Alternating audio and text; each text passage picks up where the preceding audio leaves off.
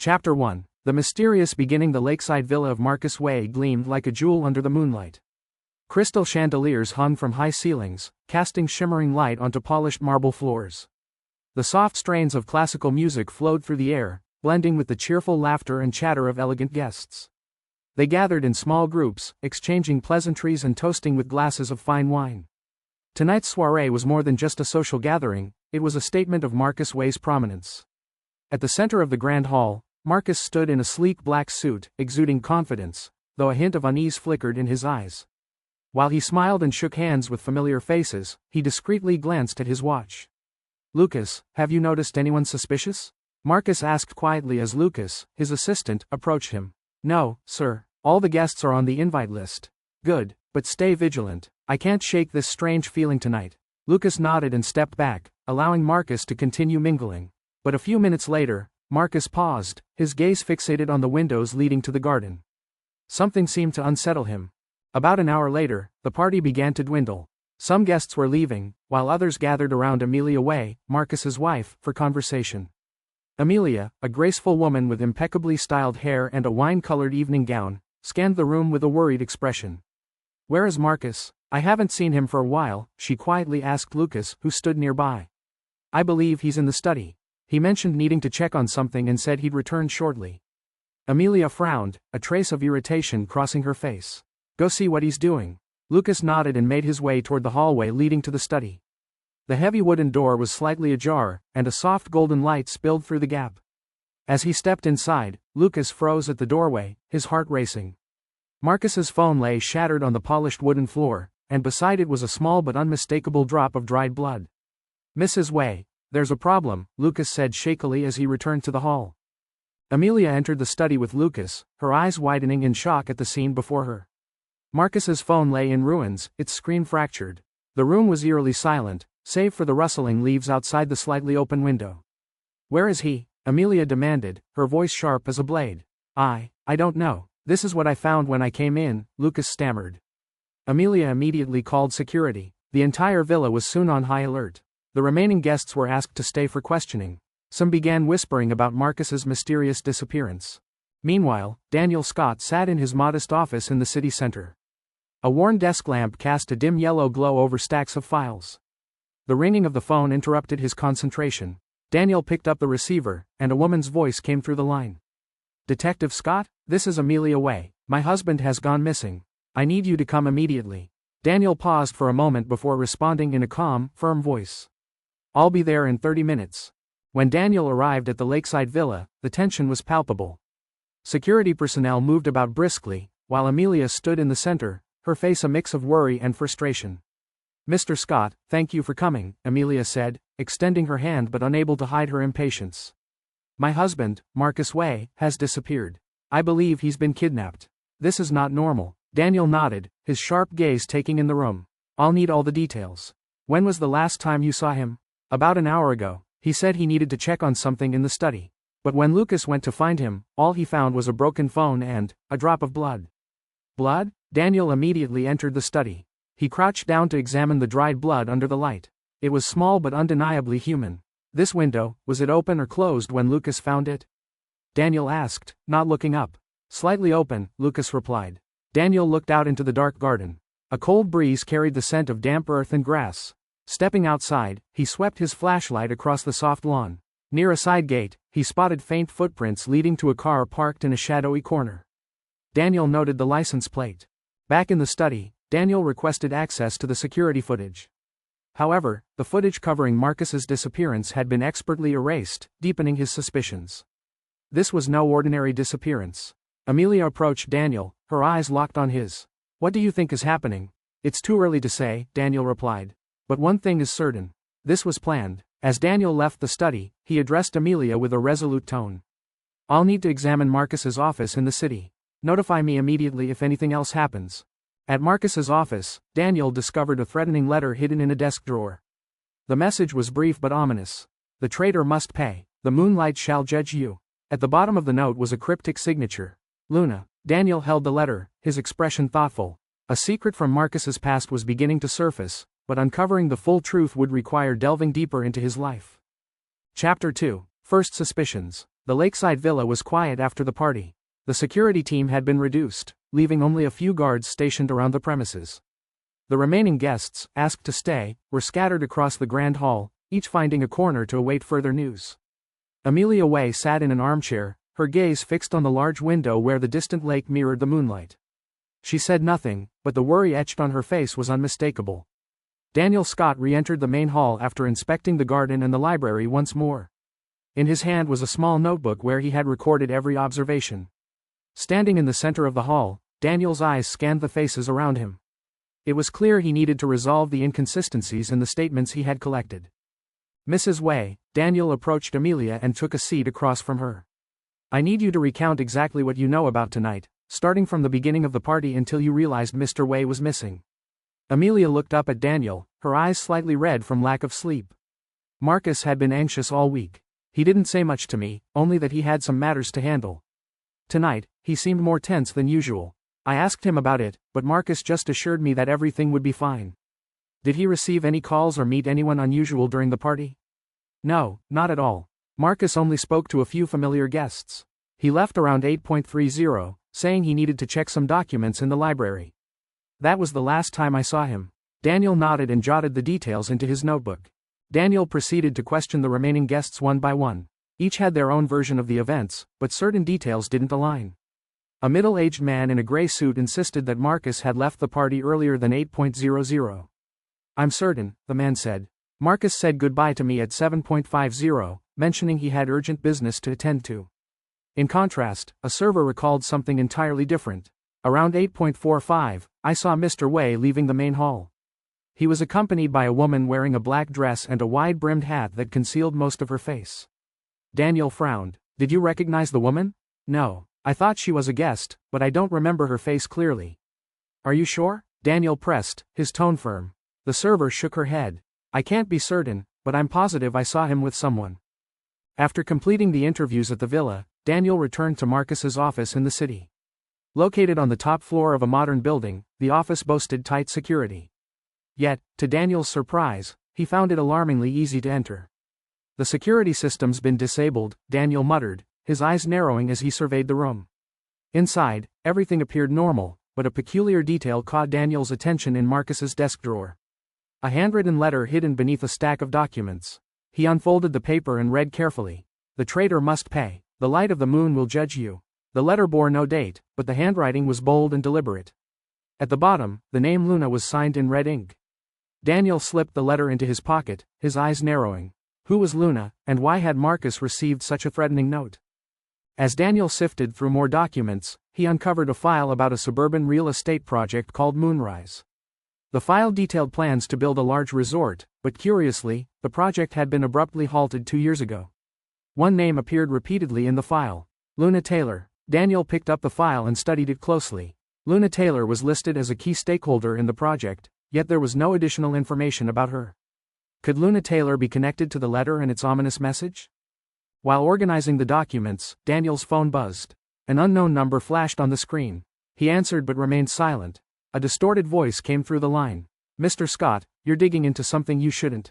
It would be wise to stop. Daniel stayed quiet, but his grip on the phone tightened. Markus Wei isn't the only one who will pay the price. If you don't want to be next, walk away. The call ended before Daniel could respond. He stared at his phone, his mind racing. Who was behind this, and why were they threatening him? Daniel left Markus's office late into the night. The dim streetlights cast faint reflections on the wet pavement, amplifying the eerie atmosphere. He walked slowly toward his car, his eyes scanning his surroundings with vigilance. As he opened the car door, an unsettling feeling washed over him, as if someone was watching. He turned his head, but the street behind him was empty.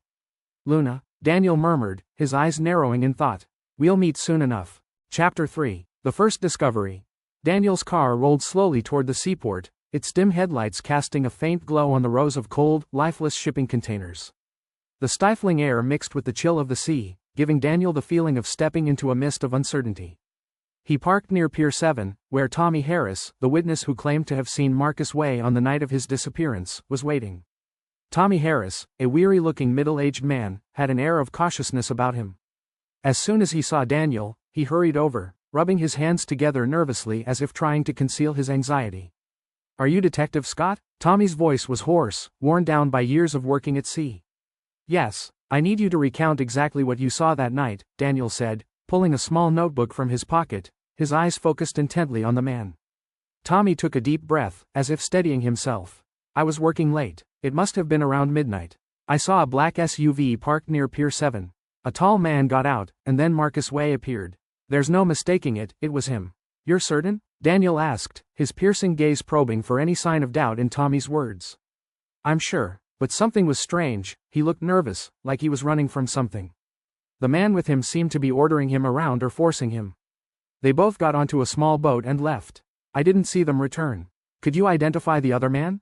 Or the SUV's license plate? No, I couldn't make out the plate. The man was very tall and wore a long black coat. I couldn't see his face clearly, it was too dark. Daniel jotted down every detail in his notebook. Thank you, Tommy. Now, I'd like to check Pier 7. Can you take me there? Tommy nodded and led Daniel through the rows of moored boats.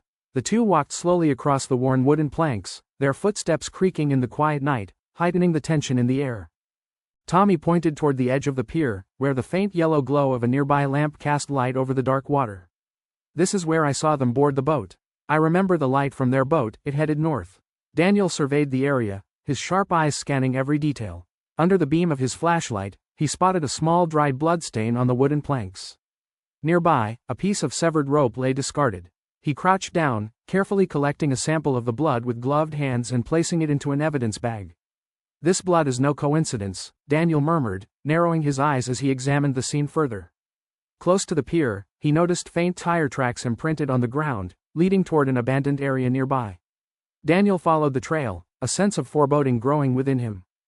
The tire tracks led Daniel to a small boat docked not far from the pier. The boat was old and covered in algae, but it was clear it had been used recently.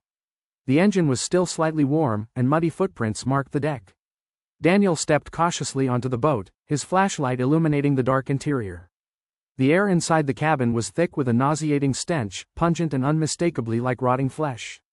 Covering his nose, Daniel kept one hand on his holstered gun and slowly pushed open the cabin door. What he saw made him freeze. On the floor lay a lifeless body, its pale face frozen in an expression of terror. It wasn't Markus Wei. Daniel moved closer, his flashlight revealing the victim's identity. It was Richard Allen, Marcus's longtime friend. A deep stab wound to the chest had been fatal, and the dried blood surrounding it told of his struggle. Clutched tightly in Richard's hand was a small, blood-stained note. The smudged letters on the paper were still legible. Luna will judge. Markus, you cannot escape. Daniel stood silently for a long moment, his mind racing as he stared at the note. The name, Luna, appeared again, deepening the mystery. He quickly photographed the scene and carefully retrieved the note as evidence. He called the police, and within minutes, the port was cordoned off. Detective Inspector Pauline Carter, the lead investigator on the case, arrived with her usual air of authority. Detective Scott, you seem to always be ahead of us at the scene. What's going on here? Pauline asked, her sharp eyes landing on Richard's lifeless body. Richard Allen, Markus Wei's closest friend. This is what I found. Daniel handed her the note, his expression grim. Pauline skimmed the words, her brows furrowing. Luna? This is the second time I've heard that name. Do you know what it means? I'm not certain, Daniel replied evenly. But I suspect everything revolves around it. Luna isn't just anyone. If she's a person, she has a very clear motive for all this. Daniel left the port after briefing Pauline, but his mind continued to piece together the fragments of the case. Richard's body, the blood-stained message implicating Markus, and the name Luna, all pointed toward a hidden, dark truth. Returning to Marcus's office, Daniel resumed his search for clues related to the name Luna. He sifted through old files until he came across a photograph. It showed Markus, Richard, and a young woman with striking red hair. On the back of the photo was a handwritten note. Luna Taylor, June 2003. Daniel stared at the photo, his thoughts churning. Who was Luna Taylor, and what was her connection to Markus and Richard? Why did her name keep surfacing in the shadows of this case? The questions loomed large in his mind, but Daniel knew one thing for certain. This was only the beginning of a far more harrowing truth. Chapter 4. The Past Unveiled. After leaving the port with the blood-stained photograph and cryptic words, Daniel sat in his office, eyes fixed on the whiteboard cluttered with clues. At the center was an old photograph of Markus, Richard, and a young woman named Luna Taylor. Luna's piercing red eyes in the photo radiated an eerie and haunting aura. Daniel picked up his phone, searching for information about Luna Taylor. All he found was her name, tied to the real estate project Moonrise, which had been abruptly halted 20 years ago. Determined to dig deeper, Daniel decided to investigate the project and the past relationship between Markus and Richard. Daniel contacted Gregory Hale, a former partner of Markus and Richard. Gregory now lived a quiet life in the suburbs. "Gregory, I need you to tell me everything about Markus, Richard, and Luna Taylor," Daniel said when they met at Gregory's home. Gregory froze briefly at the mention of Luna's name. He eyed Daniel warily before sipping his tea and speaking. "That name. I never thought I'd hear it again," Gregory said, his voice dropping. Luna Taylor was one of the initial investors in the Moonrise project. She was a bright, ambitious young woman. But no one could have predicted the tragedy that followed. "Tragedy?" Daniel asked, his brow furrowed. "Yes, 20 years ago, just as the Moonrise project was set to begin, a fire broke out at Luna's house. She died in that fire. A horrific death under highly suspicious circumstances." Daniel listened intently, noting every detail. "And what about Markus and Richard's relationship with Luna? Was there any conflict?" Gregory hesitated, avoiding eye contact. "Markus and Richard were both very close to Luna, but I'm not sure if anything else happened between them. After her death, the project was abandoned, and everyone tried to move on." Daniel sensed Gregory was withholding something, but the man wasn't ready to divulge more. Thanking Gregory, Daniel left, his mind clouded by the ever-thickening mystery surrounding Luna Taylor. Daniel decided to visit the small village where Luna had lived, hoping to uncover more about the fire. The village lay in the outskirts, far from the city, with dusty roads and weathered wooden houses. Upon arrival, Daniel met Martha, an elderly woman who had lived next door to Luna. Her eyes shimmered with regret as she spoke of the young woman. "Luna was a kind girl, always helping others in the village. But maybe she got involved in things she shouldn't have," Martha said, her voice growing quieter. "What do you mean?" Daniel pressed. "She once told me someone wanted to harm her. But Luna never said who. The night of the fire, I heard screams from her house. By the time I ran over, the flames were already out of control. The police called it an accident, but I never believed that. I know someone did it. Do you know Markus Wei or Richard Allen? Were they around during that time?" Martha fell silent, seemingly weighing her response. "I remember Markus and Richard visiting Luna a few days before the fire. They had a big argument, but I don't know what it was about." Martha's account deepened Daniel's suspicions. Markus and Richard were clearly linked to Luna's death, and someone might now be seeking revenge for her. Daniel visited the local police station to retrieve the old case file on the fire. The records indicated that the fire had originated from a gas stove in Luna's home, but there was no concrete evidence to determine whether it was an accident or arson. However, one detail stood out. Luna had called the police hours before the fire, reporting that she had been threatened by a group of people. The police hadn't arrived in time to intervene. As Daniel combed through the list of individuals connected to the case, one name caught his eye. Clara Wei, Markus's younger sister.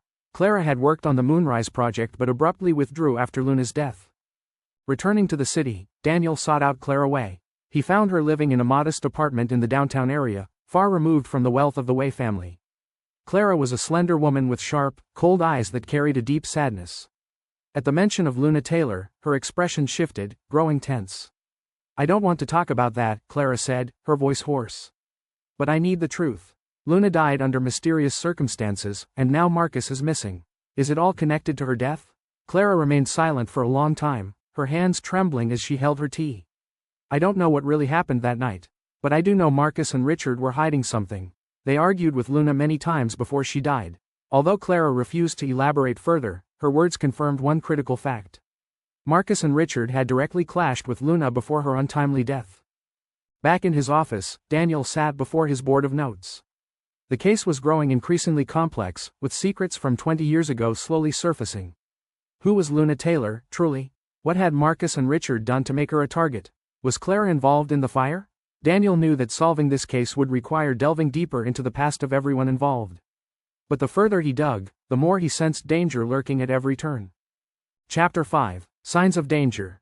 Daniel had just returned to his office after a long day of chasing leads when his phone rang. Detective Inspector Pauline Carter's voice came through, tense and urgent. "Daniel, we've just found a body. You'll want to come to the scene immediately."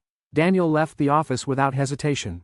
He drove to a suburban house, where Pauline and the investigation team had already cordoned off the area.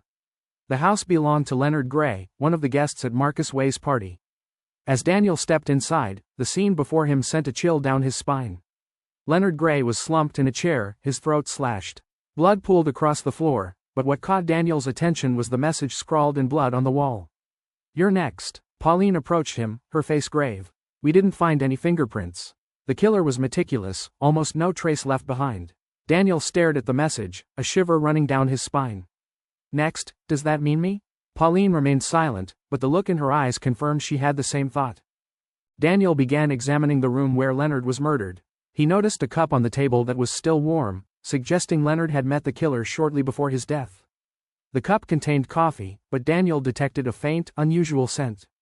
He collected a sample of the liquid for analysis. Nearby, he found a crumpled piece of paper on the floor. The handwritten message read, "Leonard, stay out of this. It's time you paid the price." Daniel sighed, the weight of the case pressing down on him. Leonard was clearly more than just a guest at the party. He was entangled in Markus's secrets and the events from 20 years ago. After leaving the scene, Daniel went to see Amelia Wei to inquire about Leonard Gray. Amelia was sitting in her grand living room, her hands trembling slightly as she held a cup of tea, though her eyes remained as sharp as ever. "Mrs. Wei, do you know how Leonard Gray was connected to Markus?" Amelia glanced up at Daniel, a flicker of hesitation crossing her face. Leonard was one of Markus's business partners. They worked on several projects together, but I don't know much about their personal relationship. "Do you know if Leonard had any connection to Luna Taylor's fire?" Daniel asked directly, his eyes never leaving hers. Amelia flinched slightly but quickly regained her composure. "I don't know, but Markus always kept anything related to Luna a secret. I think there were things he didn't want me to know." Daniel realized Amelia might know more than she let on, but it was clear she wasn't willing to share everything.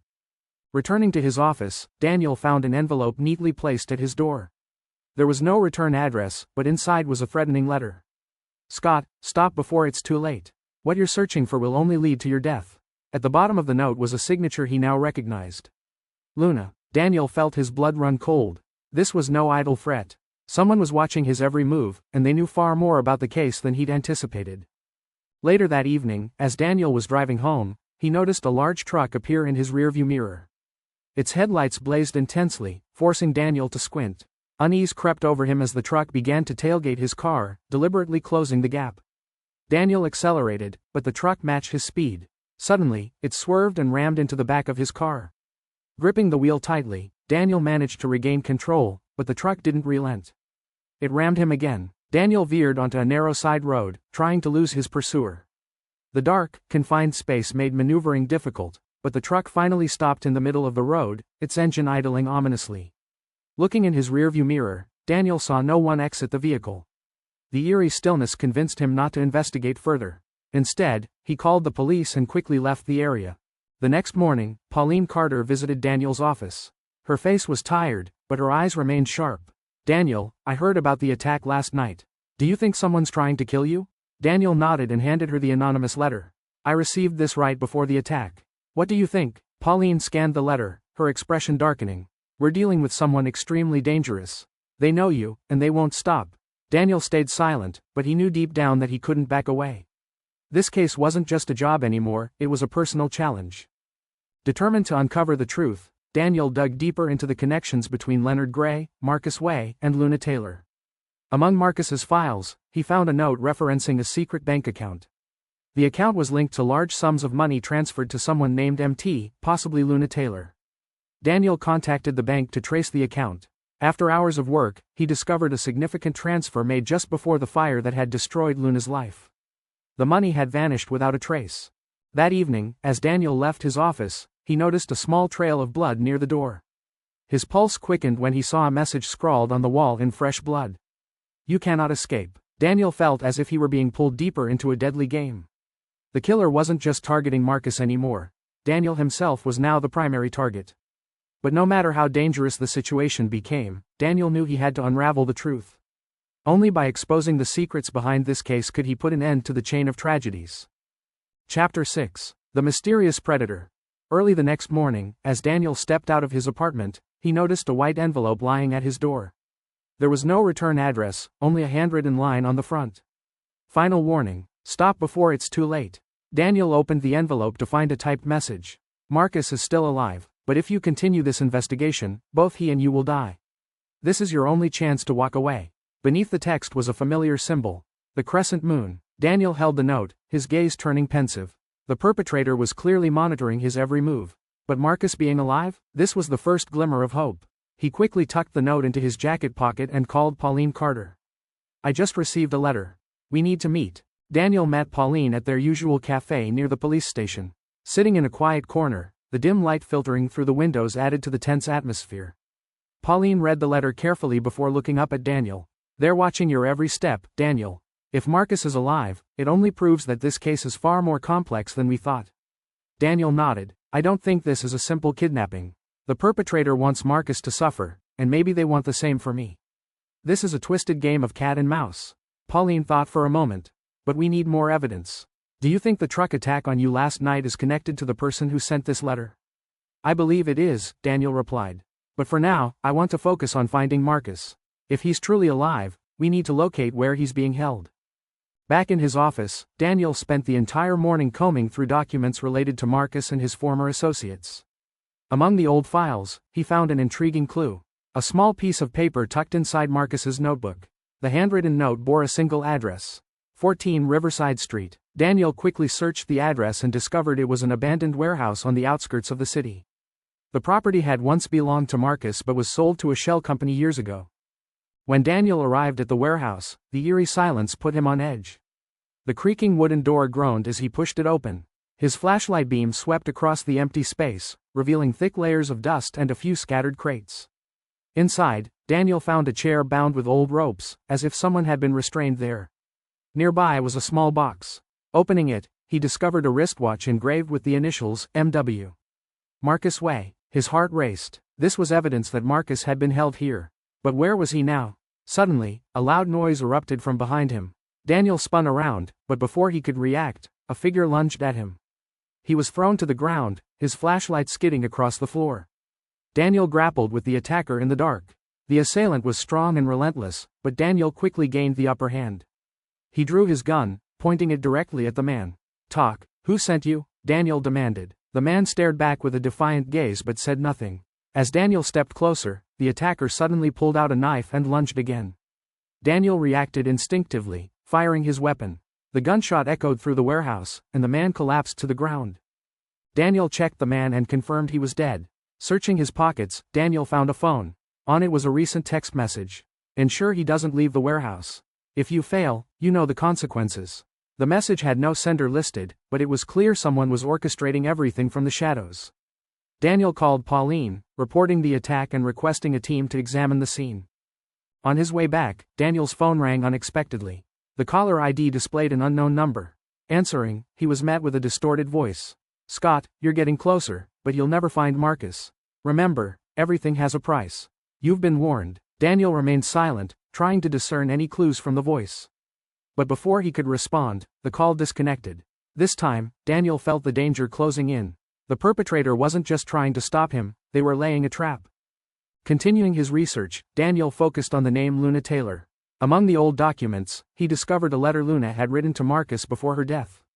The letter was emotional, yet carried an underlying threat. Markus, I know you betrayed me. But I won't let you escape. Wait and see, for justice will come for me. The letter cemented Daniel's belief that Luna's death was no accident. Someone close to her was carrying out a calculated and ruthless revenge. Daniel realized he was being drawn deeper into a dangerous web where the enemy always stayed one step ahead. Yet, he couldn't abandon the case. It wasn't just about finding Markus, it was about seeking justice for Luna and stopping a string of escalating crimes. Stepping out of his office, Daniel looked up at the dark, overcast sky. He knew he was closer to uncovering the truth, but he also felt the looming peril inching ever nearer. Chapter 7. Secrets of the Village. After uncovering clues about Luna Taylor and the small village where she once lived, Daniel decided to visit the area to learn more about the accident from 20 years ago. Early in the morning, he drove out of the city, passing vast fields and bumpy, dusty roads. The air grew colder and gloomier as he approached the village. Nestled deep within a dense forest, the village appeared untouched by time. Old wooden houses lined the gravel-covered main road.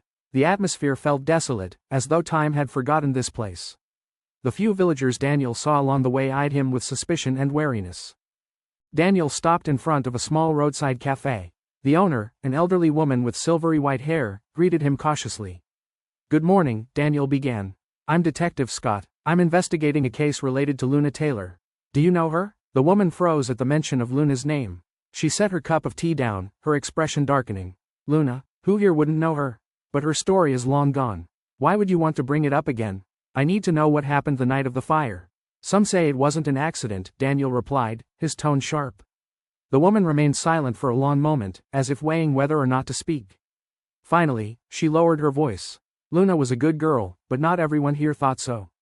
She wasn't from around here, and she seemed to bring trouble with her. The night of the fire, I heard loud arguing from her house. By the time I got outside, the flames had engulfed everything. Did you see who she was arguing with? Daniel pressed. No, I didn't see clearly. But there was a black car parked nearby, and I'm certain it didn't belong to anyone in the village.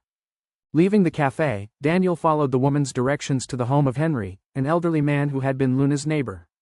Henry lived alone in a small wooden house deep in the forest.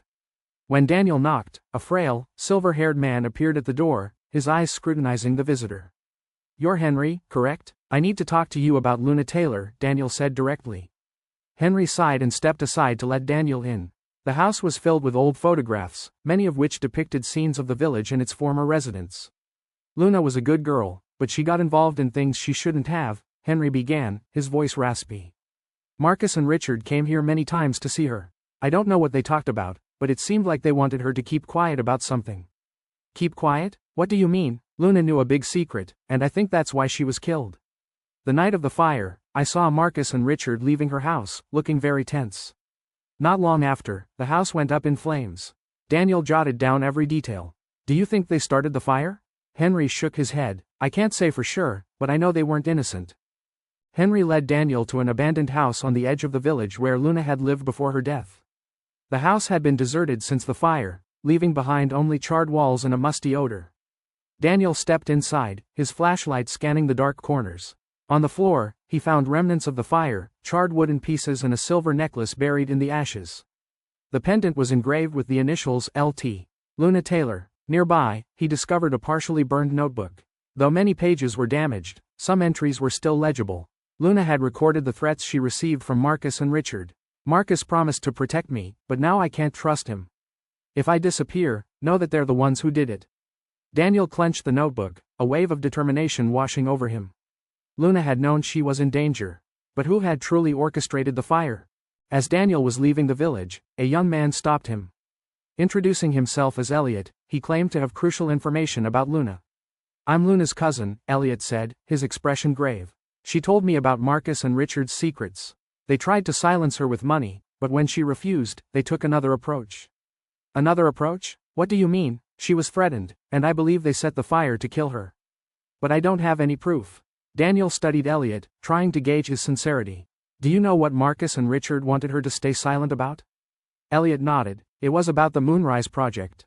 She found out the project was funded with dirty money. Markus and Richard were involved in a chain of illegal transactions to cover it up. As Daniel drove away from the village, he felt he was closer to the truth. The fire was no accident, and Markus and Richard were undoubtedly involved. But the biggest question remained unanswered.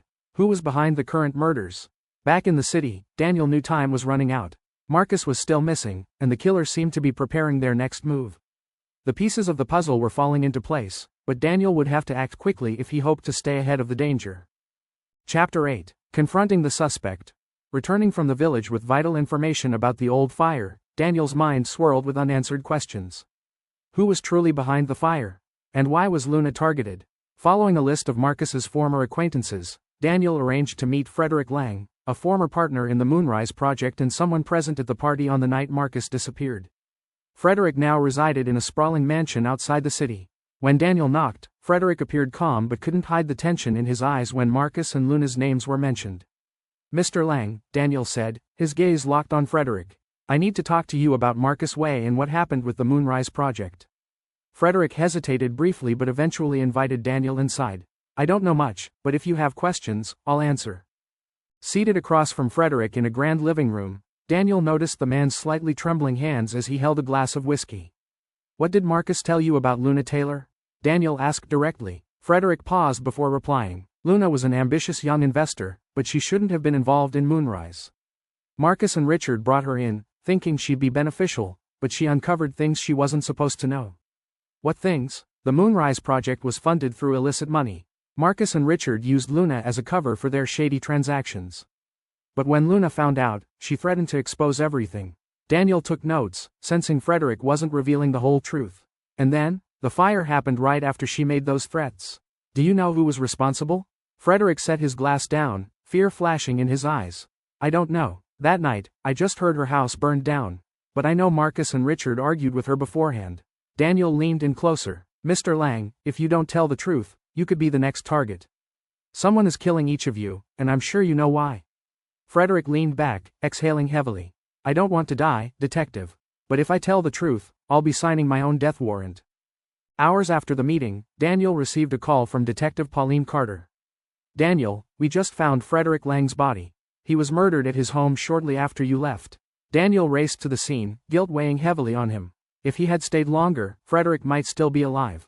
At the scene, Frederick lay dead from a single stab wound to the chest. On the table beside him was a familiar note. You cannot escape Luna's justice. Daniel felt himself spiraling into an endless cycle. He couldn't shake the feeling that the killer was watching his every move. Daniel ordered the forensics team to comb the scene thoroughly. They found an unfamiliar strand of hair on Frederick's jacket that didn't belong to the victim or match anyone in the database. Additionally, a gold bracelet was discovered near the window, engraved with the initials EL. Daniel immediately thought of Elliot Taylor, Luna's cousin, whom he had met in the village. Daniel called Pauline. I need a warrant to search Elliot Taylor's residence. I think he might be connected to this. Daniel arrived at Elliot's residence, a small apartment in a secluded area. Knocking on the door yielded no response. He decided to break in. The apartment was in disarray, papers and books strewn everywhere. On the desk, Daniel found old photographs of Luna, Markus, Richard, and others linked to the Moonrise project. Beside them was a list of names, with several crossed out. Richard Allen, Leonard Gray, Frederick Lang. Daniel's pulse quickened. The killer was systematically eliminating these individuals, and Elliot might be behind it. A sudden noise from behind made Daniel spin around. Elliot stood at the door, holding a gun. You shouldn't have come here, detective, Elliot said, his voice tense. Daniel raised his hands, trying to defuse the situation. Elliot, I'm not here to arrest you. I just want the truth. Why are these people being killed? Are you avenging Luna's death? Elliot's grip on the gun tightened, his eyes filled with hatred. They killed her. Luna didn't deserve to die like that. They burned her alive, and now I'm delivering justice. Killing them won't bring Luna back, Daniel said calmly. If you want justice, let me help you. We can bring them to court. Elliot hesitated, the rage in his eyes flickering. Justice? What justice? The system did nothing for Luna. No one paid for what they did. Suddenly, a gunshot rang out, not from Elliot's weapon.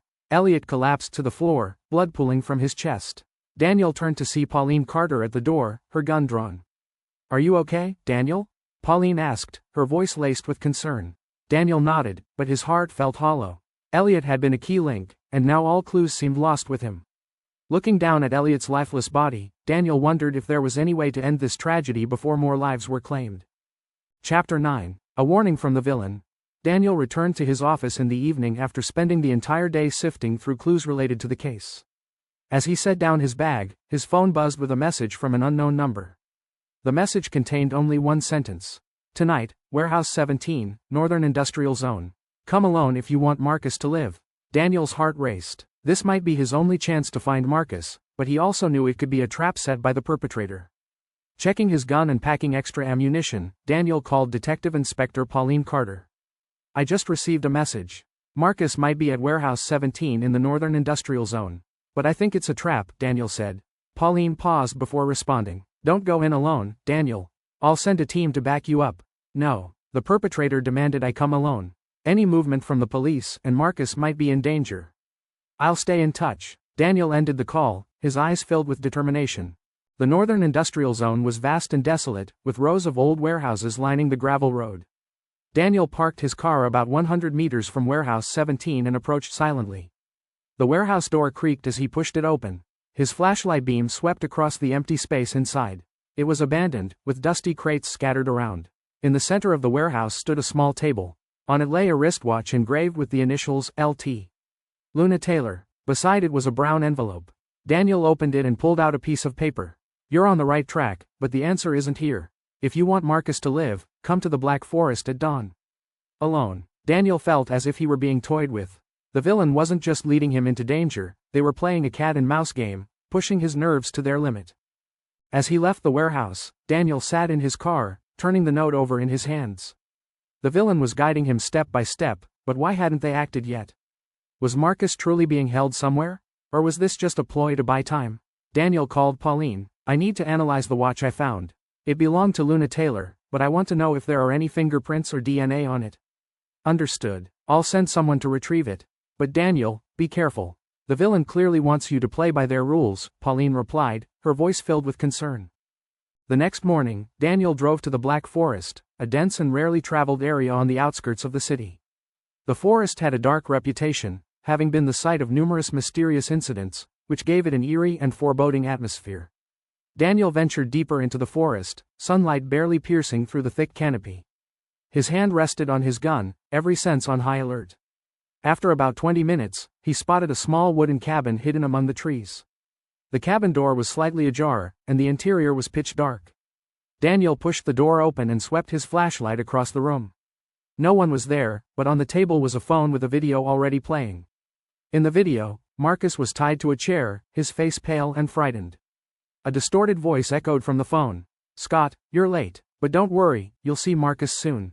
Follow my next instructions. The video ended, leaving Daniel with more questions and a growing sense of helplessness. As Daniel left the cabin, he was confronted by a masked figure standing in his path.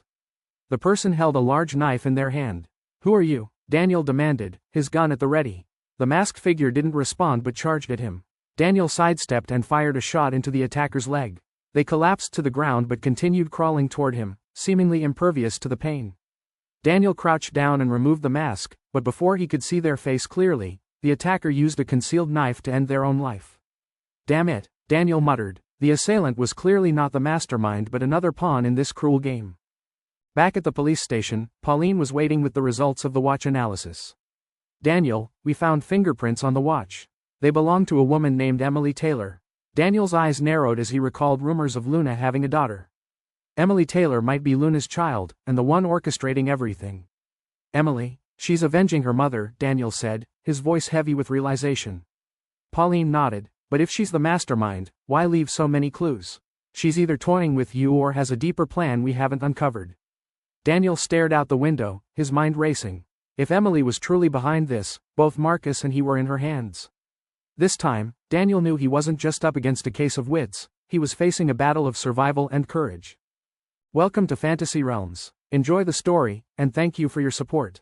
Chapter 10, Internal Conflict.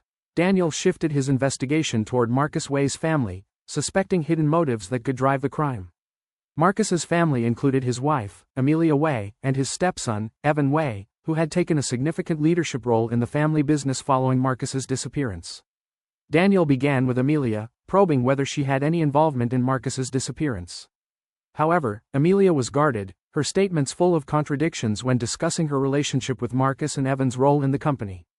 I don't understand why you're suspicious of my family, Amelia said, her sharp eyes betraying her attempt to hide something. All I want is for Markus to be safe. But Evan, he might not feel the same way. Daniel noticed her evasive gaze when Evan's name came up. It was clear the relationship between stepmother and stepson was far from harmonious. Evan Wei was an ambitious young businessman who swiftly took control of the company after Markus's disappearance. Daniel arranged to meet him at his private office, a sleek, modern space devoid of warmth or personal touches. I have no reason to harm my father, Evan said, his tone calm but cutting. Losing him only means losses for me, not gains. But you seem to have benefited significantly from his disappearance. Didn't you take over the company's leadership right after Markus went missing? Daniel countered. Evan smirked faintly. You're blunt, Detective Scott. But if you think I'm involved, prove it. I have nothing to hide. Despite Evan's confident demeanor, Daniel sensed an underlying unease. He decided to investigate Evan's financial dealings for any irregularities. With assistance from Pauline Carter, Daniel combed through Evan's recent financial records and uncovered something suspicious. A large sum of money transferred from the company's accounts to a secret account. Upon further digging, Daniel found the account belonged to a shell company tied to the old Moonrise project. The timing of the transfer coincided with Markus's disappearance, raising suspicions that Evan was hiding something. Daniel immediately called Evan. I need you to explain the funds transferred to this secret account. I have no idea what you're talking about, Evan replied, his voice faltering. If you want answers, ask my stepmother. She's been controlling everything in the company since my father disappeared. Daniel returned to Amelia to confront her about the discovered funds. At first, Amelia denied any knowledge, but under pressure, she admitted the truth. Yes, I transferred the money, Amelia said, her defiant gaze meeting Daniel's. I did it to protect my family. Markus owed dangerous people, and if I didn't pay, they wouldn't just take his life, they'd come after me and Evan, too. Daniel was taken aback. Dangerous people? Who's threatening your family? I don't know their names, but they've left anonymous threats. I did what I had to do to keep us safe. Amelia's story left many gaps, and Daniel sensed she was withholding more. Meanwhile, Evan accused his stepmother of acting out of self-interest. She's always wanted control over everything. If you believe her, you're falling into her trap, Evan told Daniel over the phone. On his way back from speaking with Amelia, Daniel received a cryptic phone call from an unknown woman. Her voice was soft yet commanding. Daniel Scott, I know you're getting closer to the truth. But remember, no one is safe when caught in the middle of a family as divided as the Wei family. Who are you, Emily Taylor? Daniel demanded, but the line went dead before he could get an answer. The sense of looming danger intensified. Daniel realized he wasn't just dealing with infighting among Markus's family but also a manipulative force pulling strings behind the scenes. The next morning, Daniel received word of another murder. A senior employee at Wei Industries who had managed Markus's financial accounts. The killing bore the same precision as previous murders, leaving no clear evidence behind. At the scene, Daniel found a small note bearing a familiar message. Justice will not stop until all have paid the price. This clue pushed Daniel back toward suspecting that the true culprit might not only be Emily Taylor but could also involve Evan or Amelia directly. Daniel arranged a confrontation between Amelia and Evan, hoping to uncover the liar. Tensions flared as the two hurled accusations at one another. It's her. My wicked stepmother has always wanted to eliminate my father to seize control of the company. Evan shouted, Don't blame me, you're the one with ambition, willing to do anything to get what you want. Amelia retorted. Standing between them, Daniel struggled to maintain order. As the argument escalated, he realized the killer might be exploiting their animosity to obscure their identity. After the confrontation, Daniel discovered an anonymous letter in Evan's office. The threats matched those Amelia described, but the handwriting resembled Emily Taylor's. This confirmed Emily's involvement in the plot, but a bigger question loomed. Were Evan and Amelia unwitting pawns in her vengeful scheme? Daniel knew time was running out. If he didn't act quickly, Markus might not survive long enough for a rescue. To save him, Daniel had to unravel the entire truth behind the Wei family's internal conflicts. Chapter 11. The Chase in the Dark. Daniel had just left his office when he received an unknown call. The voice on the other end was unclear, but the message was a chilling threat. You're getting too close. Tonight will mark the end of your investigation. Before Daniel could respond, the call ended.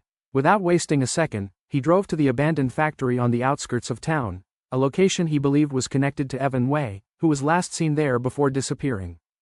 The factory was desolate, bathed in faint moonlight that couldn't illuminate the vast area.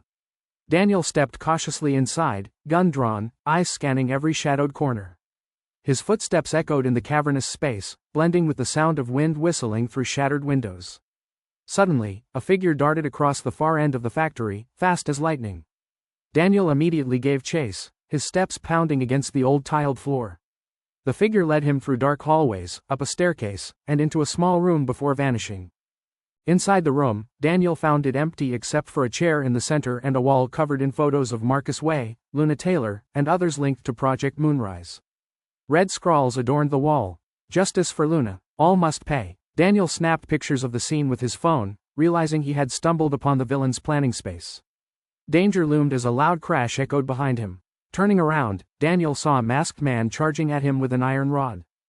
Daniel dodged the first blow, but the attacker swiftly spun around and struck his shoulder. Pain shot through him, but he refused to fall. Using his leg, Daniel swept the attacker to the ground, pinning him momentarily. He quickly realized this wasn't Evan, it was a henchman. Who sent you? Who are you working for? Daniel demanded. The man said nothing, struggling to escape. As Daniel fired a warning shot, the man froze but then reached into his pocket, swallowing a small pill before Daniel could stop him. The man convulsed violently and collapsed, dead before Daniel could extract any information. Examining the body, Daniel found a small piece of paper in the man's pocket that read, "Go no further if you value your life." He also noticed a crescent moon tattoo on the back of the man's neck, a familiar symbol from previous evidence. Daniel called Pauline Carter to report the situation. She promised to send a forensics team immediately. Daniel, do you think this guy was part of Emily Taylor's network? Pauline asked. Most likely, but I don't think she's acting alone. This plan is too elaborate for one person, Daniel replied. Returning to his car, Daniel noticed another figure running through the woods near the factory. Without hesitation, he pursued. The person was agile, navigating obstacles effortlessly. Despite his exhaustion, Daniel kept close. The chase led to a remote clearing, where the figure suddenly vanished. Catching his breath, Daniel turned at the sound of a voice behind him. You shouldn't have interfered, detective. Justice doesn't need you. He turned to face a young woman with long hair and fiery eyes filled with rage. Emily Taylor, Daniel said, recognizing her instantly from the photographs. You think you can stop me? They killed my mother, and now I'm giving them what they deserve, Emily hissed. Killing isn't justice, Emily. If you want justice, let the law handle it, Daniel said firmly, his voice calm but resolute. Emily scoffed. The law? Did the law help my mother? No one stood by her. No one protected her. So why should I trust it now? But does Markus deserve to die? You know he was a victim in Richard's plan too, Daniel countered. Emily hesitated briefly, her expression wavering, but the hatred in her eyes returned. Markus isn't innocent. He let my mother die without lifting a finger. He has to pay. As Daniel stepped closer, Emily suddenly pulled out a knife and lunged at him. Daniel dodged, but the blade grazed his arm, leaving a deep cut. She attacked again, but Daniel used his strength to subdue her. As they struggled, a team of police officers led by Pauline arrived, surrounding them. Emily was handcuffed, but her screams echoed through the forest. This isn't over, Scott. You don't understand. They all have to die. As Emily was led away, Daniel felt a heavy weight in his chest. He knew that while Emily had been stopped, the case was far from closed. Something still eluded him, and the shadows of the past continued to loom. Pauline placed a hand on his shoulder. Daniel, are you okay? We've got her. Maybe this is the end. Daniel shook his head. No, Pauline, this is just one piece of the puzzle. I need to know who else is behind her and why all of this happened. With a determined gaze, Daniel knew his quest for the truth was far from over. Chapter 12. The Mastermind Revealed. Daniel sat in his office, the light from his laptop screen reflecting off his tired face. The investigation team had just sent him a video, each frame dragging him back to the tragedy from 20 years ago. In the footage, Markus Wei, Clara Wei, and Luna Taylor were engaged in a heated argument inside a small house. Their voices were abruptly drowned out by the sound of flames spreading rapidly, followed by Luna's anguished screams. Clara appeared in the final moments, her face pale and her hands trembling. But what caught Daniel's attention most was her expression, not just fear but a mix of guilt and determination. Daniel immediately went to the Wei family estate to confront Clara. He placed the video in front of her, his gaze fixed on her face, watching every shift in her expression. Do you have anything you'd like to explain, Clara? Daniel asked, his voice calm but firm. Clara stared at the screen, her clouded eyes closing briefly before she let out a heavy sigh. Yes, I caused Luna's death, but not in the way you think. She recounted the events of that night, explaining how Markus and Richard had orchestrated a plan to put Luna in danger to cover up the financial secrets of Project Moonrise. Clara, wanting to protect her brother, had tried to persuade Luna to leave. But things spiraled out of control when Luna threatened to expose everything. That night, I only wanted to scare her, but the fire spread too quickly, Clara said, tears streaming down her face. I never imagined it would end like this. Daniel left the estate with a heavy heart. Clara had admitted her guilt but denied any involvement in the recent murders. This strengthened Daniel's belief that Emily Taylor was the true mastermind, using her mother's tragedy as motivation for revenge.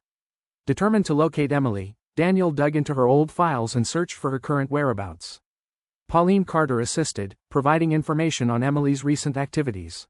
She used to work for a charity organization but disappeared a few months ago, Pauline said over the phone. It seems she's been planning this for quite some time. The investigation team informed Daniel of an abandoned warehouse on the outskirts of the city that Emily frequently visited. Though deserted, it still held some critical documents. Daniel immediately drove to the site. Inside the warehouse, Daniel discovered a large board plastered with photos and notes. Images of Markus, Clara, Evan, and others connected to the old case were meticulously arranged, linked by lines like a web. At the center of the board was a photo of Luna Taylor, accompanied by bold red writing. Justice for my mother. While examining the documents, Daniel heard a noise behind him. He turned, gun drawn, but was too late to react as a thick cloud of gas filled the space. His body weakened, and he collapsed, losing consciousness. When he woke, Daniel found himself tied to a chair, facing Emily Taylor. She stood before him, her eyes cold and filled with hatred. "You've uncovered everything, haven't you, detective?" Emily sneered. "But you can't stop me. Markus, Clara, they'll all pay." Daniel maintained his composure. "Emily, I understand your pain. But killing isn't the way to break the cycle of hatred. This isn't hatred, it's justice," Emily shouted. Daniel seized the moment to buy time, trying to reason with Emily by appealing to what her mother would have wanted.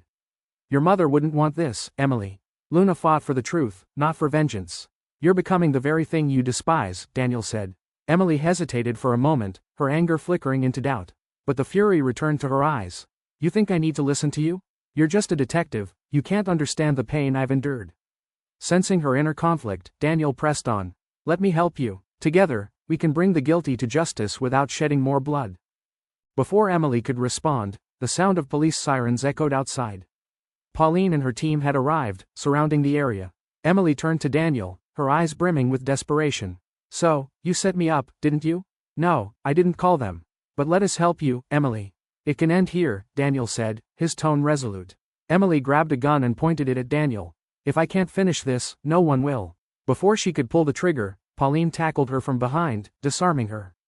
Emily screamed and fought, but she was ultimately restrained and handcuffed. As the chaos subsided, Daniel interrogated Emily at the police station. She admitted to all her crimes but remained unrepentant. "I don't regret anything, detective. They all deserved to die," she said, her voice seething with anger. Leaving the interrogation room, Daniel felt conflicted. Justice had been served, but the scars of Luna's tragedy were far from healed. Pauline waited for him in the hallway. "So, it's over, isn't it?" Daniel shook his head. "No, Pauline, this is just the tip of the iceberg. There's still so much we don't know." As he gazed out the window, Daniel knew the journey for truth was far from over. Chapter 13. The Truth Revealed. Daniel returned to the Wei mansion to confront Clara about the revelations in the video evidence. Clara sat in the living room, her weary eyes betraying the exhaustion of someone haunted by a long nightmare. "I knew you'd come back," she said, her voice trembling. "I have nothing left to hide. But you need to understand, things aren't as simple as what you saw in that video." Clara began recounting the fateful night 20 years ago. Luna Taylor, Markus, and their circle of friends had been involved in a shady scheme connected to the Moonrise Project. Clara admitted that Luna had discovered too much and threatened to expose their secrets. Markus didn't want to harm Luna, but Richard and the others felt differently, Clara confessed. "I tried to stop them, but when the fire broke out, I couldn't save her." Markus tried, but Clara revealed that Markus hadn't ordered Luna's house to be burned down, it was Richard who orchestrated it.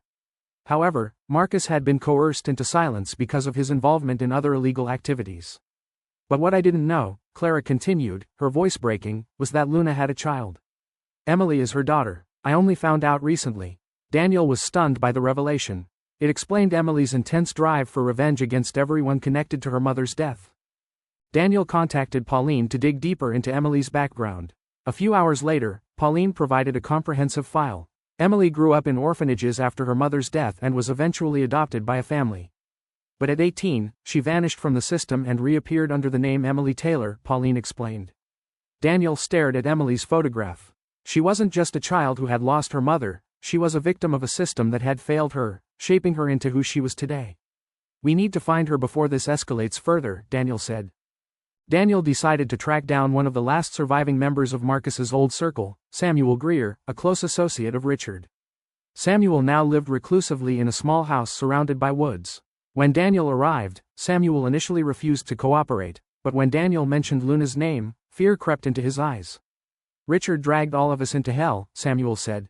"Luna wasn't the only one who paid the price. He used us to cover up his secrets." Samuel also revealed that Emily had approached him months earlier, asking questions about her mother's death. "She knew everything, but she wanted me to confirm that Richard was the mastermind," Samuel admitted. "I was too afraid to tell her the truth, and now I think I made a mistake." Daniel realized that Richard wasn't just behind Luna's tragedy, he might also be connected to the recent murders. Together with Pauline, Daniel began investigating Richard's current activities and discovered he still ran a shadow organization covering up crimes from the past. An old warehouse on the outskirts became their focus, it was once used by Richard for clandestine dealings. Daniel approached the warehouse at night, the air thick with tension. Inside, he found a group of men moving documents and weapons. As he crept closer, a shout rang out, and he was discovered. A firefight erupted. Daniel took cover behind crates, trying to protect himself. Eventually, he overpowered one of the henchmen and forced him to reveal Richard's location. "Richard won't spare you," the man said before collapsing. Daniel returned to the safe house where Markus was being protected. This time, he directly confronted Markus about his role in Luna's death and his connection to Richard. Markus admitted that he had stayed silent to protect his family but never imagined it would lead to such a devastating chain of events. "I wanted to leave the past behind, but it keeps coming back to haunt me," Markus said, his voice heavy with regret. Daniel knew Markus was telling the truth, but it didn't absolve him of his part in the tragedy. While Daniel worked to piece together the case, Emily suddenly appeared at Markus's hideout. She had been tracking Daniel and discovered Markus's location. "It's time for you to pay, Markus," Emily said, her hands shaking as she pointed a gun at him. Daniel stepped between them, trying to reason with her. "Emily, this isn't the answer. Your mother wouldn't want this. Let the law handle them. Don't become like the people you hate." Emily hesitated, her eyes brimming with anger and pain. "He took everything from me. How can I forgive that?" Before Emily could act, police swarmed the location, diffusing the situation. Emily was arrested, but Daniel knew her actions stemmed from years of injustice and pain. Markus, Clara, and the surviving members of the past were forced to face justice, but it didn't erase the scars left behind by their actions. Standing outside, Daniel looked up at the night sky, wondering if he had truly brought justice closer or merely uncovered another cycle of pain. The story of Luna and Emily Taylor had come to an end, but Daniel knew his journey for the truth was far from over. Chapter 14. A battle of wits with the hidden player. Daniel returned to his office after a tense confrontation with Clara. While organizing his notes, his phone rang unexpectedly. On the other end, a woman's voice spoke, cold and filled with unmasked hatred. "Daniel Scott, you've gone too far." Daniel immediately recognized Emily. "Emily, we need to talk. I want to help you, but what you're doing won't bring your mother back." Emily chuckled bitterly. "You don't understand anything. This isn't just about my mother. This is justice, and you won't stop me." Before Daniel could respond, the call ended. He realized this was Emily's signal that she was ready to carry out the final phase of her revenge. Daniel convened with Pauline and their investigative team to locate Emily. Information from previous cases, combined with data from the call, led them to an abandoned house on the outskirts of the city. "This is where she's been hiding," Pauline said, pointing to the map. "But I doubt she's alone." Sensing the danger, Daniel decided to personally lead a small team to avoid drawing attention. When Daniel and his team arrived, the house was eerily quiet. The front door was ajar, and inside, the walls were lined with photographs and notes resembling those found in the warehouse. "Emily's been planning this for a long time," Daniel whispered. From the shadows, a figure emerged. It was Emily, holding a gun, her expression icy and composed. "You really thought you could come here unnoticed?" Emily asked, her voice calm yet commanding.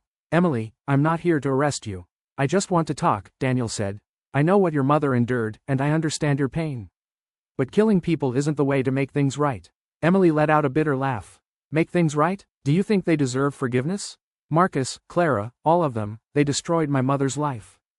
Emily led Daniel into a large room where she had meticulously prepared for the final act of her plan.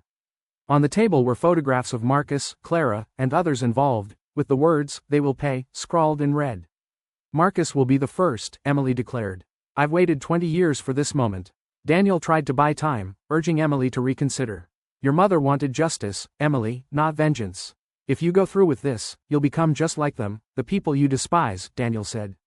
Emily hesitated briefly, but the fury in her eyes remained. "You don't understand. You can't change my mind."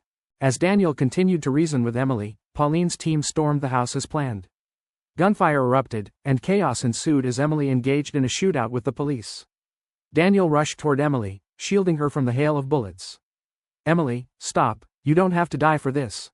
Emily looked at Daniel with a mix of anger and despair. She lowered her weapon and raised her hands in surrender. "You don't understand, Daniel," she said as the police took her into custody. "This is only the beginning." At the police station, Emily was interrogated. She confessed to all the crimes but showed no remorse. "I did what needed to be done," Emily said. "My mother deserved justice, and if I didn't do it, who would?" Daniel wrestled with conflicting emotions. He knew Emily was a victim of tragedy, but her actions had pushed things too far. "You don't have to pay with your life, Emily," Daniel said. Emily smiled, a sad, hollow smile. "I died 20 years ago, along with my mother." With Emily in custody, Daniel brought Markus and Clara to the police station for questioning. For the first time, Markus had to confront his past actions. Emily is right, Markus admitted.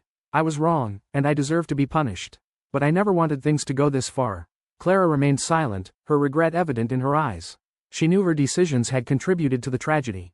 Daniel completed his final report on the case, concluding that Emily was the mastermind but noting that her motivations stemmed from the injustice she and her mother had endured. Pauline approached him, placing a cup of coffee on his desk. Do you think it's over now? Daniel shook his head. No, Pauline, this is just one part of the story. There are still so many truths left to uncover. Pauline smiled faintly. Then we'll keep looking, for justice, right? Daniel gazed out the window as the first rays of sunlight broke through.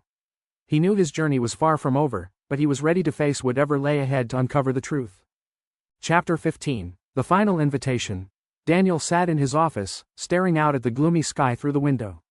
The case had dragged on longer than he anticipated, with every loose end seemingly converging on an unpredictable conclusion. Emily had been arrested, yet her final words lingered in his mind. Markus will pay, and you can't stop me. Pauline entered, placing a steaming cup of coffee on the desk. You need to take a break, Daniel. This case has drained you. Daniel shook his head, his expression resolute.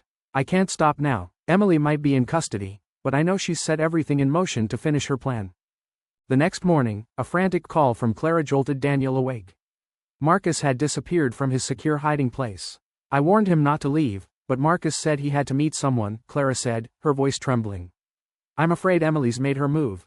Daniel immediately assembled his team. Using the location data from Markus's phone, they tracked him to an isolated spot outside the city, the old home of Luna Taylor. Emily's leading us into a trap, Pauline said. We have no choice, Daniel replied. Markus is in danger. Daniel, Pauline, and a small police unit drove through overgrown paths leading to the house.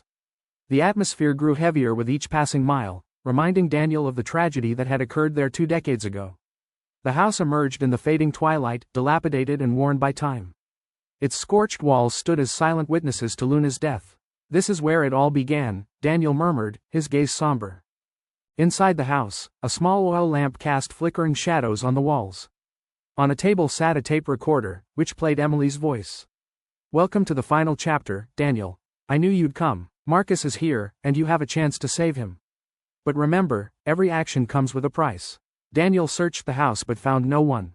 A key and a note were neatly placed on the table. The old warehouse out back. Come if you're brave enough. Daniel entered the warehouse, his flashlight slicing through the darkness.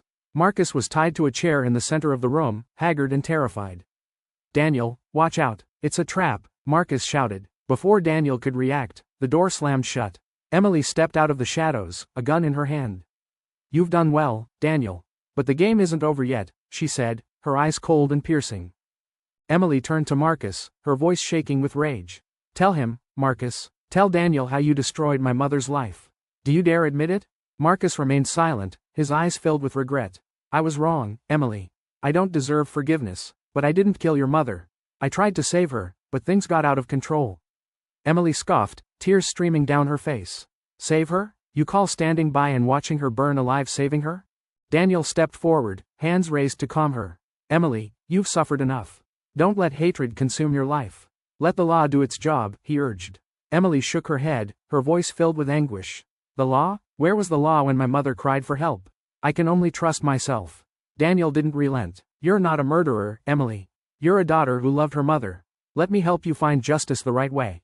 Emily hesitated, her emotions a storm of rage and sorrow. Finally, she lowered the gun, but her resolve remained firm. I don't want to kill anyone, she said. But I want them to feel the pain my mother endured. Turning to Markus, she added, you'll live, but you'll never escape the torment of your guilt. Before the situation could escalate further, the police burst in. Emily didn't resist as she raised her hands in surrender. Justice will come, Emily, Daniel said as she was led away. Emily looked back at him, her smile bitter. Justice? I hope you're right. The case came to a close, but Daniel knew the emotional scars would linger for everyone involved. Markus decided to step away from his career, choosing to spend his remaining years in quiet regret. Sitting in his office, Daniel closed the file on the case. Pauline entered and placed a comforting hand on his shoulder. You did well, Daniel. But I can tell this one's still on your mind. Daniel nodded. Justice was served, but I'm not sure it's enough to bring Emily peace. Pauline smiled softly. Then keep going. Don't stop, Daniel. Daniel gazed out at the city streets illuminated by moonlight. He knew his journey was far from over, with more truths waiting to be uncovered. Chapter 16. The Life or Death Confrontation. Daniel stood outside Luna Taylor's old house, where all the hatred had begun. Darkness enveloped the scene, except for the faint glow of a small fire flickering inside, like a warning of the danger awaiting him. Pauline placed a hand on Daniel's shoulder, her voice somber.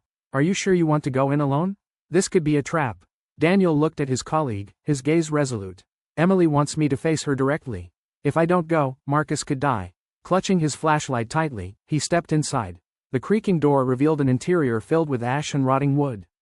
The air reeked of smoke and dampness, making Daniel feel as though he were walking into the epicenter of a nightmare that had persisted for 20 years. As Daniel ventured deeper into the house, his flashlight illuminated the charred walls. In the center of the large room, Markus was tied to a chair, his eyes wide with panic. Standing behind him, Emily held a gun firmly in her grasp. "You're here, Daniel," Emily said coldly. "I knew you wouldn't give up." Daniel kept his composure, raising his hands in a gesture of peace. "Emily, put the gun down. You've already won. Markus is here, but don't let things spiral out of control." Emily let out a bitter laugh. "Out of control? Do you think I'm the one in control, Daniel? No, I'm just finishing what they started. Do you think Markus deserves to live after everything he's done?" Markus shuddered at Emily's words, lowering his head. His voice was faint and shaky. "Emily, I know I'm to blame. But I didn't kill your mother. I tried to save her. I swear." Emily clenched her teeth, her eyes blazing with fury. "Save her? You stood there and watched my mother burn. You, Clara, and all the others, you're monsters." Daniel intervened, his voice steady yet firm. "Emily, you've endured so much, but look at the reality. Killing Markus won't take away your pain. It will only make you part of this vicious cycle." Emily hesitated for a moment, but her anger didn't waver. Emily pulled a small remote from her pocket and pressed a button. Flames suddenly erupted from the corners of the house, quickly surrounding Daniel and Markus. "This isn't just about Markus, Daniel. This is about the justice my mother never received," Emily shouted. Daniel quickly removed his coat, beating back the flames creeping toward Markus. He shouted to Emily, "Emily, you don't have to do this. You can still stop before it's too late." But Emily raised her gun, pointing it directly at Markus. Daniel lunged forward, grabbing for Emily's gun. The two wrestled as the fire spread rapidly. The sound of cracking wood and collapsing walls echoed throughout the house, turning it into a death trap. Markus screamed as the flames closed in. "Save me, please, save me," Emily cried out in anguish. "I don't want to live if my mother's gone." The struggle intensified. Finally, Daniel managed to wrest the gun from Emily's hands, but she collapsed onto the floor, tears streaming down her face. Lying on the floor, Emily looked at Daniel, her voice weak. "Daniel, you don't know everything. Clara was part of it too. She poured fuel on the fire, and Markus just stood there. You'll never understand my pain." Daniel knelt beside her, his expression conflicted. "Emily, I know you've lost everything. But life doesn't have to end here. You need to live to tell your mother's story, to ensure justice is done the right way." Emily didn't respond, closing her eyes as if resigning herself to her fate. Daniel quickly cut Markus's restraints and led him out through a secret exit he had identified earlier. Flames consumed the house, and the sounds of cracking wood and falling debris created a chaotic symphony. Outside, Pauline and the fire brigade waited. Daniel handed Markus over to Pauline and turned back, but the house was fully engulfed in flames. "Emily," Daniel shouted, but there was no reply. The fire was extinguished, but no trace of Emily was found. Daniel sat by the smoldering ruins, his eyes filled with exhaustion and regret. Pauline placed a comforting hand on his shoulder. "You did everything you could, Daniel. But we can't save everyone." Daniel nodded, but his gaze remained fixed on the ashes. As the investigative team combed through the site, they found a silver necklace engraved with the name Luna. Daniel picked it up, a faint glimmer of hope in his eyes. "She might still be alive," he whispered. Pauline looked at him, uncertain if it was genuine hope or a way to console himself. Back at his office, Daniel began organizing the files related to the case. Though the investigation had reached a conclusion, he knew many questions remained unanswered. In the dimly lit room, Daniel's eyes shone with determination. His journey wasn't over, and he wouldn't stop until he uncovered the full truth. Chapter 17. An Unexpected Sacrifice. The air in the house was thick with smoke and tension. Daniel stood between Emily and Markus, his eyes darting constantly, assessing the situation. Flames spread rapidly, the sound of cracking wood echoing through the space. Emily held the gun tightly, her hands trembling as she stared at Markus, who was kneeling before her. "Emily, I know you're angry. But this isn't the way to end it. Let justice take its course," Daniel said, his voice calm and soothing, hoping to ease her turmoil. Emily let out a bitter laugh, the sound bouncing off the empty walls. Justice? Do you think justice can bring my mother back? Where was justice when they burned her alive? Justice died a long time ago, Daniel. Still kneeling, Markus looked up at Emily. The fire reflected in his eyes, giving his face a mix of sorrow and determination. Emily, he croaked, his voice raspy, I can't change the past, but I can atone for my sins. If my life is what you need to end this hatred, take it. Emily froze, stunned by his words. You think dying will make up for what you've done? You lived your life in wealth and power while my mother died in agony. Daniel intervened, his expression stern. Markus, confessing your guilt isn't enough. You must live and face the consequences. Death is the easy way out, but it's not the right one. Emily lowered her gaze, the gun in her hand shaking. Memories of her mother's screams and the flames consuming everything flooded her mind. Daniel, you don't understand. You'll never understand my loss, she whispered, her voice breaking. Daniel took a step closer, his voice steady but compassionate. I can't fully understand your pain, Emily. But I know that if you let hatred control you, it will destroy everything you have left. Let me help you find another way. Emily locked eyes with him, searching for sincerity. Yet the rage and sorrow in her heart churned violently, refusing to be easily soothed. The flames crept closer to Emily, startling her into stepping back. She looked at Markus one last time before lowering the gun. You don't deserve to die so quickly. Living with your guilt will be far more painful, she said coldly. Markus said nothing, bowing his head. Daniel exhaled in relief, but he knew the danger wasn't over yet. We need to get out of here now, Daniel ordered, extending a hand to help Emily to her feet.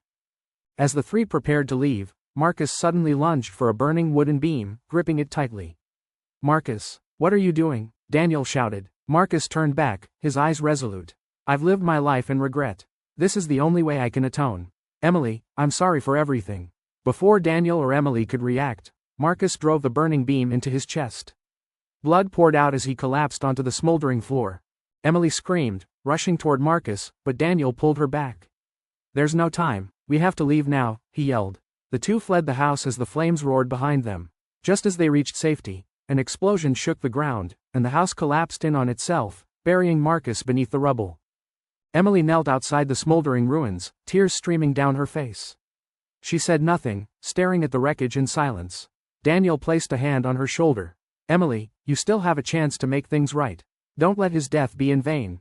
She looked up at him, her eyes hollow but with a faint glimmer of hope. Do you think I can start over? She asked, her voice trembling. You can, if you want to. We all have the chance to change, Daniel replied. The police arrived on the scene and arrested Emily. She didn't resist, silently stepping into the patrol car. Daniel watched as the car disappeared into the distance, his heart heavy. He knew the case was closed, but the consequences would linger for a long time. Weeks later, Daniel received a letter from Emily, sent from prison.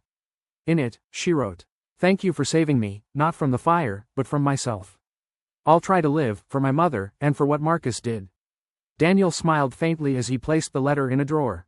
Though the case was over, he knew his journey was far from finished. Many challenges still lay ahead, and the truth was always waiting to be uncovered. Chapter 18. A Tragic End. Daniel staggered out of the smoldering ruins of Luna Taylor's old house, carrying Markus, who was severely burned but alive. Emily had vanished in the chaos, leaving behind an emptiness that weighed heavily on Daniel's heart. The flames continued to smolder, devouring everything in their path. The piercing sounds of fire trucks and police sirens echoed through the night, mingling with the panicked cries of onlookers. Daniel turned back to look at the wreckage, his eyes filled with disappointment and helplessness. Markus was rushed to the emergency room in critical condition. Clara sat outside, her face pale with worry. Daniel approached her, his voice low. He'll survive, but the road ahead won't be easy. Clara nodded, her eyes filled with regret. I never thought it would come to this. If I hadn't hidden the truth, maybe none of this suffering would have happened. We can't change the past, but we can try to make things right for the future, Daniel replied, his gaze distant. Despite Emily's disappearance in the fire, Daniel refused to give up hope. He began working with the police to track her down. At the scene of the fire, investigators found a silver necklace engraved with the name, Luna. Daniel recognized it as something Emily always carried. Holding it, he felt the weight of loss and determination. She's still alive, I'm sure of it, Daniel told the lead investigator. While Daniel focused on finding Emily, Markus's family descended into conflict. Evan, Markus's son, continually pressured Clara about taking control of the family business. Don't you see? He's too weak to lead. This is my time to take over, Evan argued, his tone dripping with ambition. Clara retorted coldly, Markus is still alive, and when he recovers, he'll make the decisions. One day, Daniel received an anonymous phone call. A whispered voice on the other end said, "If you want to know the truth about Emily, come to the abandoned warehouse on the outskirts of the city at midnight." Daniel didn't hesitate. Preparing carefully, he armed himself and brought communication devices. When he arrived, his flashlight illuminated walls covered in cobwebs. In the darkness, a mysterious man emerged, his face partially hidden under a hood. His cold, piercing eyes were the only visible feature. "Who are you? Where is Emily?" Daniel demanded, his voice firm. The man didn't answer immediately, instead walking slowly toward Daniel. "Emily chose her path, but are you sure you know everything about her?" Daniel frowned. "What do you mean?" The man threw a file toward Daniel. "Read it, and you'll understand the truth." Opening the file, Daniel found photos and detailed reports about Emily. The information revealed that Emily wasn't just Luna's daughter, she was also part of an underground group that hunted down criminals who had evaded justice. Daniel sighed, his mind racing. She's not just a victim. She's turned herself into an avenger. A few days later, Daniel received another call. This time, it was Emily herself. Her voice was weak but resolute. "Daniel, stop looking for me. I've chosen my path, and I don't want you to get dragged in further." "Emily, you don't have to do this alone. We can find another way," Daniel pleaded. "No, Daniel, this is what I have to do, to end it all. Goodbye." The call ended, leaving Daniel in silence. Back at his office, Daniel sat at his desk, his eyes weary. He stared at a photograph of Emily and Markus, a deep sadness welling up inside him. He began writing the full story in his journal, documenting every detail so the truth would never be forgotten. Endings aren't always happy, but at least I did everything I could. Chapter 19. Justice or Revenge? Daniel sat at his desk, the soft glow of a small lamp illuminating the faded case files before him. His face showed clear signs of exhaustion, and his eyes lingered on photographs from the fire's aftermath. Emily had vanished. Markus had survived but remained hospitalized. Clara was consumed by guilt, and Evan's growing ambition to seize the family fortune became increasingly apparent. Daniel wondered, what's the point of all this if the true avenger has disappeared and the cycle is bound to continue? Determined to document everything, Daniel began writing a comprehensive report on the case. He traced events from the fateful party at Markus's lakeside villa to the discoveries in Luna's village, the mysterious deaths, and his confrontation with Emily. Line by line, the pages filled, but when it came to Emily, his pen hesitated. He couldn't forget her voice during their last call or the look in her eyes the night the house burned down. Was Emily a victim or a villain? Was her motivation justice or hatred? Clara arrived at Daniel's office carrying a letter. Her voice was soft but trembled as she placed it on his desk. "This is a letter Emily sent me before the fire. I think you should read it." Daniel opened the envelope and saw the uneven handwriting, reflecting Emily's turmoil. "Clara, I don't want Daniel or anyone else to misunderstand me. My mother didn't die in an accident. She died because of the cruelty and selfishness of those I once called friends. If I don't act, this cycle will never end. I don't regret my actions, but I don't expect forgiveness either." After reading, Daniel felt a strange ache. He couldn't deny the truth in Emily's words, but her methods had plunged everyone into chaos. Evan, Markus's illegitimate son, began obstructing the investigation. Daniel decided to confront him directly at the family's corporate office. "Detective, I don't think you should keep meddling in my family's affairs. Whatever you uncover won't change anything," Evan said, his tone laced with defiance. "I'm not looking to change anything, Evan. I just want the truth to come to light. Do you know anything about Emily's plans?" Daniel pressed. Evan smirked. "Emily? She's just a woman trapped in the past. I don't care what she does, as long as it doesn't interfere with my plans." The coldness in Evan's voice unsettled Daniel. He realized that if Evan took control, things could become even worse. While reviewing footage from the fire, Daniel noticed a fleeting figure just before the flames erupted. Zooming in, he saw it wasn't Emily but an unknown man. Who is this? Could he be the real mastermind behind all of this? Determined to uncover the truth, Daniel investigated the man's identity. After days of digging, he learned that the man was a former employee of Markus who had been fired a decade ago for exposing financial fraud. Daniel tracked the man to a secluded house deep in the woods. The house was dark and eerily silent when Daniel approached. He entered cautiously but was struck from behind by a hard object. When he regained consciousness, he found himself tied to a chair, facing the man, whose eyes burned with fury. "You think you can uncover the truth? Markus, Emily, they're all just pawns in this game," the man growled. "What game? Who's really behind all of this?" Daniel asked, his voice steady despite the pain. The man smirked before replying, "Soon, you'll find out." After escaping and alerting the police, Daniel pieced together new evidence.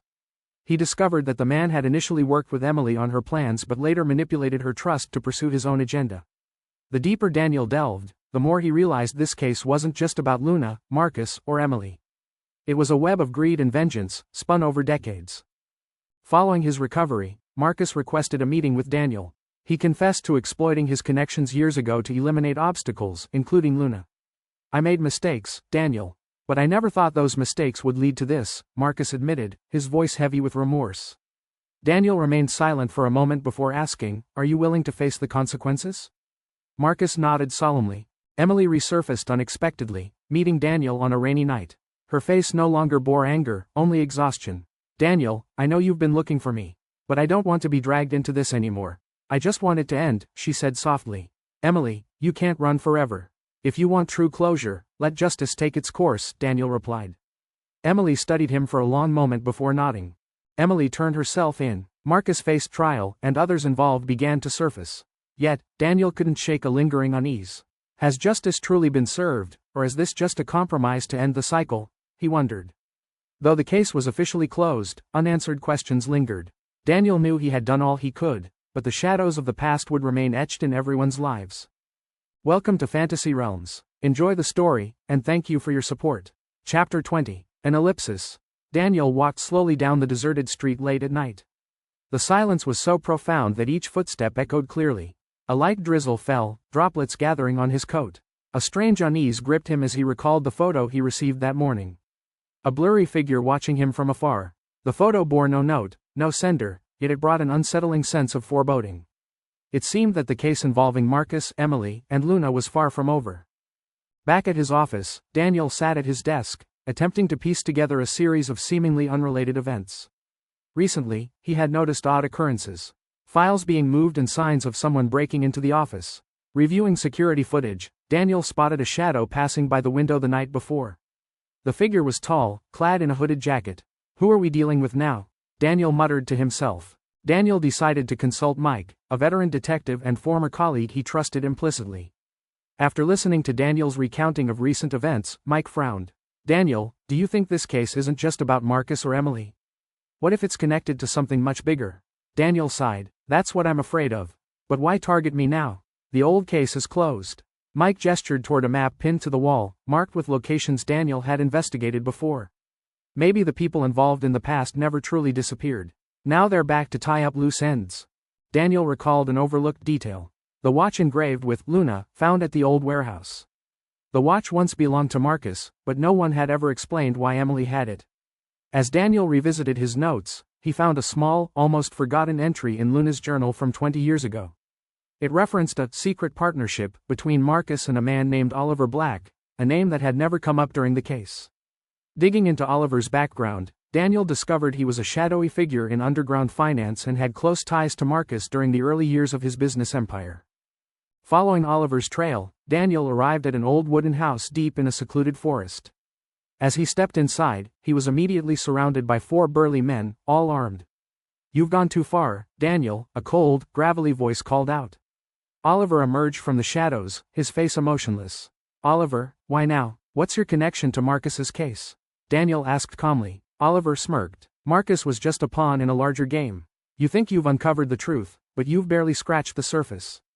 Luna didn't die by accident, she was silenced because she knew too much." Oliver's words left Daniel stunned. He tried to keep his composure, but Oliver leaned in closer, whispering. "And now, so do you." As Oliver signaled to his men, one of them stepped forward to restrain Daniel. However, Daniel quickly retrieved a small knife hidden in his coat, fending off the attacker. A fierce struggle ensued, but Daniel managed to break free and dashed into the forest. Oliver's men gave chase, gunshots echoing through the trees. Using all his survival skills, Daniel evaded capture and eventually found his way to safety. After escaping Oliver's clutches, Daniel returned to his office and meticulously combed through his records. In a hidden drawer, he discovered an old letter he had overlooked. It was written by Luna to someone named Eleanor.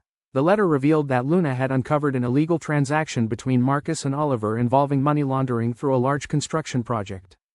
Eleanor, the recipient, seemed to be Luna's closest confidant and possibly held more critical information. Tracking the address from the letter, Daniel found Eleanor, an elderly woman living in seclusion in the suburbs.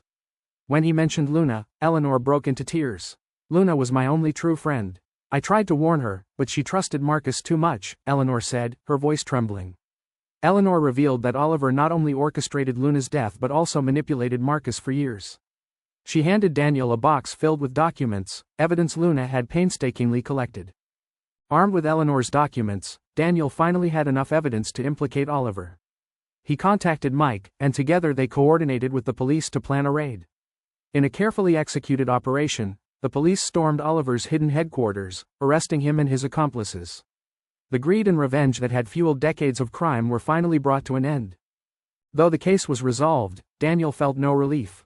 Returning to his office, he found another anonymous letter waiting for him. It contained a single chilling line: "The past never dies, it merely sleeps." Daniel gazed out the window, the city shrouded in darkness. He knew his work wasn't over, shadows from the past still lingered, waiting for the right moment to resurface.